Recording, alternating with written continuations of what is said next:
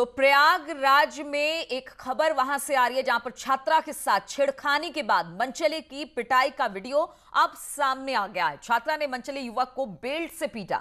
दरअसल छात्रा सहेलियों के साथ पार्क में टहलने निकली थी, तभी शराब के नशे में धुत एक युवक लड़की से छेड़छाड़ करने लगा। छात्रा के शोर मचाने पर पार्क में मौजूद लोगों ने भी मनचले युवक की धुनाई कर दी।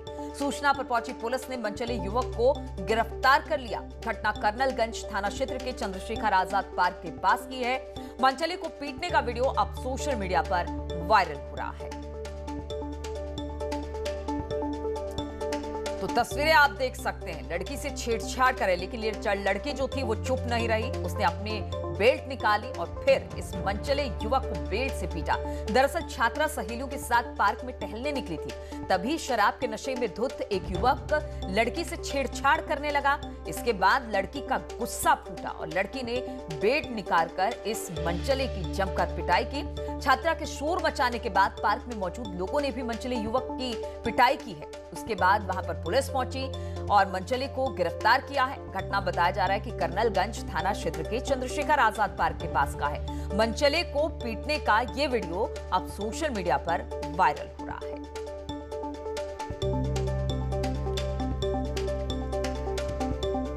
तो तस्वीरें आप देख सकते हैं किस तरह से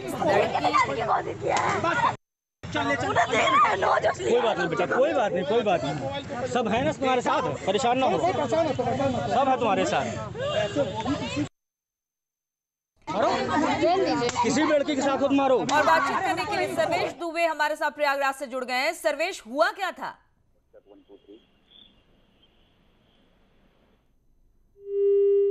लगता है सर्वेश हमारे साथ नहीं जुड़ पाए। उनसे बातचीत करने की कोशिश करेंगे, लेकिन खबर हम आपको बता दें, एक लड़की पार्क में अपनी सहेलियों के साथ टहलने जाती है। इसी दौरान शराब के नशे में धुत एक युवक वहां पर पहुंचता है। कोई बात नहीं बेटा, कोई बात नहीं, कोई बात नहीं। सब है ना तुम्हारे साथ, परेशान ना हो, सब है तुम्हारे साथ। मारो, किसी भी लड़की के साथ खुद मारो। कोई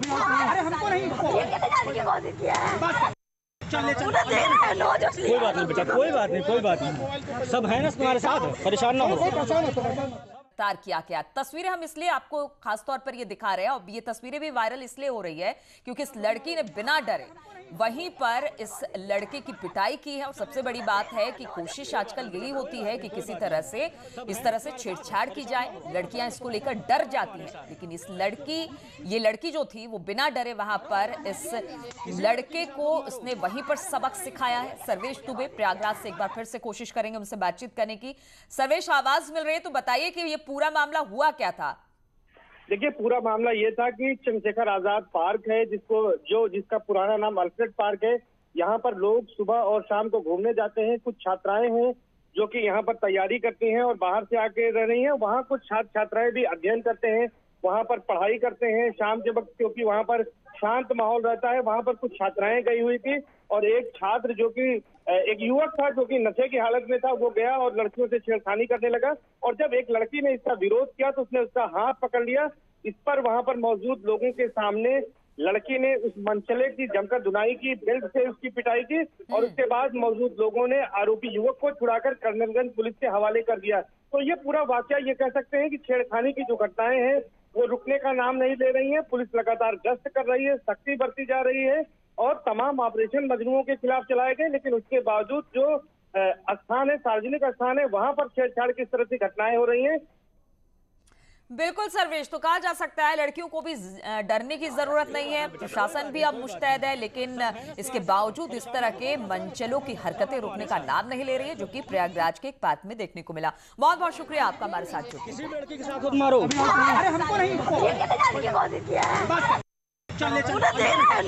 बात नहीं बेटा, कोई बात नहीं, कोई बात नहीं। सब है ना तुम्हारे साथ, परेशान ना हो, सब है तुम्हारे साथ। मारो। और अब फिरोजाबाद से खबर दिखाते हैं, जहां पर दबंग युवक द्वारा हाथ में हथियार लहराने और फिर फायरिंग करने का वीडियो वायरल हो रहा है। वीडियो फुलवाड़ी मोहल्ले का बताया जा रहा है, जहां पर बच्चों की लड़ाई में बड़े भी कूद पड़े और दबंग भीमक सिंह ने ताबड़तोड़ फायरिंग की। इसके बाद इलाके में दहशत फैल गया। पीड़ित ने पुलिस में शिकायत भी की, लेकिन पुलिस ने आरोपी पर कार्रवाई करने के बजाय उल्टा पीड़ितों पर ही केस दर्ज कर दिया। पुलिस ने पूरे मामले पर अब चुप्पी साध रखी है। हाथ में तमंचा था, उसने मेरे दरवाजे पर यानी कि फायर किए। अगर मुझे मेरे बच्चे नहीं बचाते तो यानी वो मुझे जान से मार देता। तो पुलिस वालों ने यानी कि कहते ये तहरीर ले ली और कोई सुनवाई नहीं की। आज तक कोई सुनवाई नहीं कर रहे हैं और डांट फटकार के भगा दिया। तो तस्वीरें हम आपको दिखा रहे हैं किस तरह से बच्चों की लड़ाई हुई थी। उसमें बच्चों की लड़ाई में ये जो शख्स है वो बंदूक निकाल कर ले आता है। बातचीत करने के लिए फिरोजाबाद से अरविंद शर्मा हमारे साथ जुड़ गए हैं। अरविंद, कौन है ये शख्स जो कि सिर्फ बच्चों की लड़ाई हो रही थी और उसमें तमंचा निकालकर इस तरह से फायरिंग कर रहा है? किसी तरह की कोई कार्रवाई हुई है अब तक इस पर?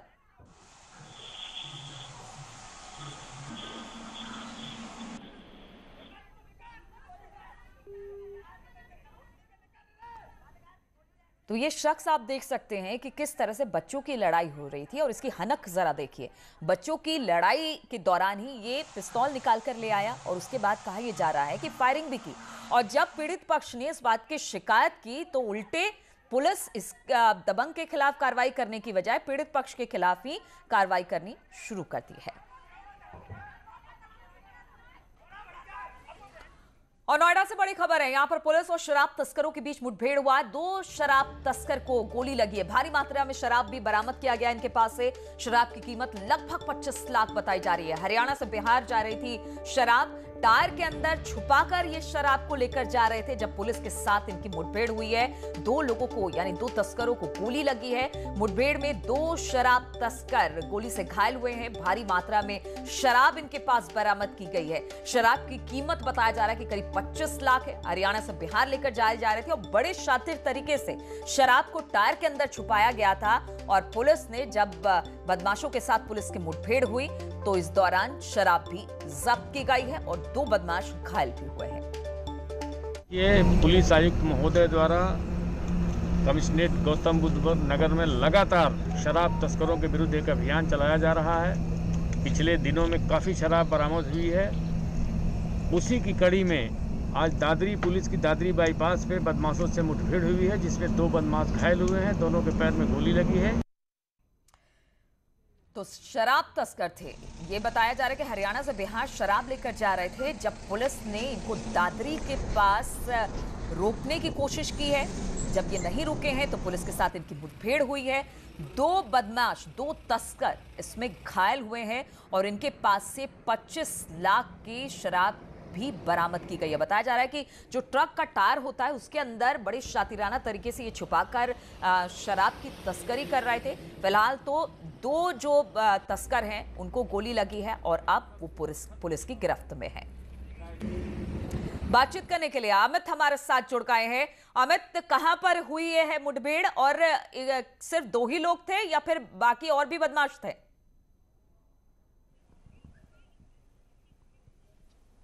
देखिए नीलू, आपको बता दूं कि जो बदमाश हैं, जो जितने तस्कर हैं, शराब तस्कर, अधिकतर ईस्टर्न पेरीफेरल का वो प्रयोग करते हैं। हरियाणा से तस्करी करने के बाद वो बिहार लेके चले जाते हैं। तो जो दादरी का टोल है वहाँ लगातार पुलिस चेकिंग करती है। पुलिस को आभास हुआ कि एक 10 टेरा ट्रक के अंदर शराब है, स्मेल आ रही थी उसमें से। जब ट्रक आगे टोल से निकला तो पुलिस ने उसे रोकने का प्रयास किया, जहां शराब तस्करों ने पुलिस पे फायरिंग कर दी। वहीं पुलिस ने भी जवाबी कार्रवाई करते हुए दोनों बदमाशों को गिरफ्तार कर लिया। दोनों बदमाशों के पैर में गोली लगी है। दोनों बदमाशों को अस्पताल में भर्ती करा दिया गया। जो बदमाश पकड़े गए हैं, जो शराब तस्कर हैं, इनके कब्जे से लगभग 25 लाख की शराब पकड़ी गई है और साथ में लगभग जिसमें 350 पेटी शराब भरी हुई थी ट्रक में, जिसकी कीमत 25 लाख रुपए है। और आपको बता दूं कि जैसे ही बिहार में इलेक्शन का डिक्लेयर हुआ है उसके बाद बहुत तेज़ी से शराब की तस्करी बढ़ गई है। क्योंकि हरियाणा में बहुत सस्ती दर पे शराब मिलती है और यहाँ से जो शराब तस्कर हैं बड़ा व्यापार करते हैं। हरियाणा से यहाँ से लोड कराने के बाद वो बिहार ले जाते हैं, वहाँ पे भारी दामों में शराब बेची जाती है। चूँकि वहाँ जो बिहार में अधिकतर शराब बंद है तो बड़े पैमाने पर वहाँ शराब की खपत की जाती है। बिल्कुल अमित, और शायद पुलिस वालों ने भी यही कहा कि लगातार तस्करी बढ़ती जा रही थी शराब की और इसलिए वो दबिश भी दे रहे थे और इसी दौरान इनके साथ मुठभेड़ हुई है। 2 बदमाश गिरफ्तार किए गए। बहुत बहुत शुक्रिया आपका जानकारी देने के लिए। और लखनऊ में देर रात पुलिस और बदमाशों के बीच मुठभेड़ हुई जिसमें कुल 6 बदमाश गिरफ्तार किए गए। सुशांत गोल्फ सिटी इलाके में देर रात ये मुठभेड़ हुई। बदमाशों के पास से पिस्टल, 3 तमंचे, 3 बम और 1 कार बरामद की गई है। मुठभेड़ में 2 बदमाशों के पैर में गोली लगी है। पुलिस के मुताबिक बदमाश लूट की योजना बना रहे थे। घायल बदमाशों को पुलिस ने अस्पताल में भर्ती करा दिया है।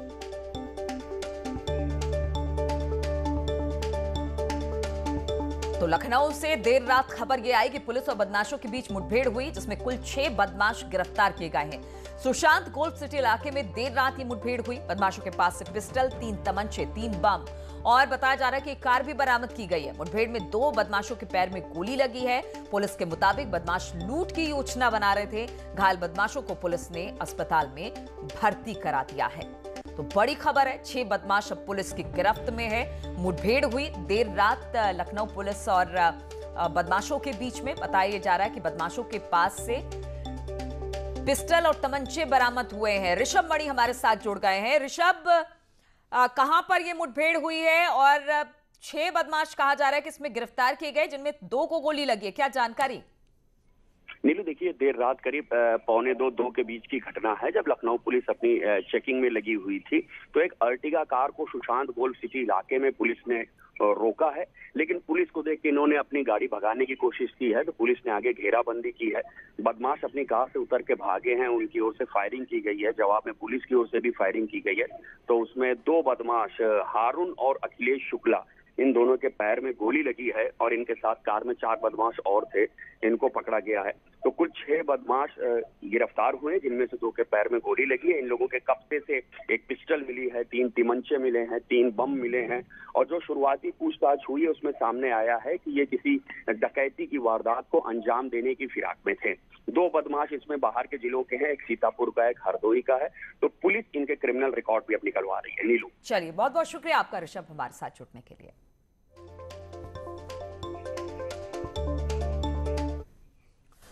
और अब हाथरस की घटना की बात कर लेते हैं। तो हाईकोर्ट की लखनऊ खंडपीठ ने स्वतः संज्ञान लिया है और जस्टिस राजन राय और जस्टिस जसप्रीत सिंह की बेंच ने ACS home, DGP, ADJ law and order और हाथरस के डीएम एसपी से मामले में 12 अक्टूबर तक जवाब मांगा है। हाथरस मामले में पुलिस प्रशासन की भूमिका पर कोर्ट ने नाराजगी जताई है। हम आपको बता दें कि हाथरस के डीएम प्रवीण कुमार लक्षकार पर पीड़ित परिवार को धमकी देने के आरोप लगे। खुद उनका वीडियो और पीड़ित परिवार का वीडियो वायरल हो रहा है, जिसमें पीड़ित परिवार ने प्रशासन पर दबाव बनाए जाने की बात कही है। वहीं पीड़िता के पिता का साइन किया हुआ लेटर भी वायरल हो रहा है, जिसमें दावा किया जा रहा है कि वो सीएम योगी के जरिए अब तक की गई कार्रवाई से संतुष्ट है। हालांकि इस लेटर को लेकर भी हम आपको ये बता दें कि ये बात सामने आ रही है कि पीड़ित के पिता से इस पर दबाव बनाकर साइन करवाए गए हैं।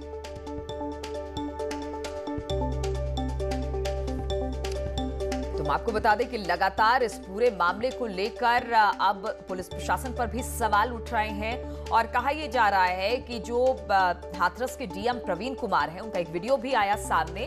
प्रवीण कुमार लक्षकार पर पीड़ित परिवार को धमकी देने के आरोप हैं। खुद उनका वीडियो, अब पीड़ित परिवार का वीडियो वायरल हो रहा है। और इसी पर बातचीत करने के लिए पवन गौड़ इस वक्त हमारे साथ जुड़ गए हैं। पवन, अगर इस पूरे मामले की बात की जाए, हालांकि ये पूरा मामला अब काफी ज्यादा है, कोर्ट ने संज्ञान लिया है, एसआईटी का गठन कर दिया गया है, सभी लोग इसको लेकर चिंतित हैं, लेकिन डीएम और एसपी की जो भूमिका रही है हाथरस मामले में, वो जरूर कहीं ना कहीं ये जो तमाम कवायतें हो रही है उसमें पलीता लगाने का काम कर रही है।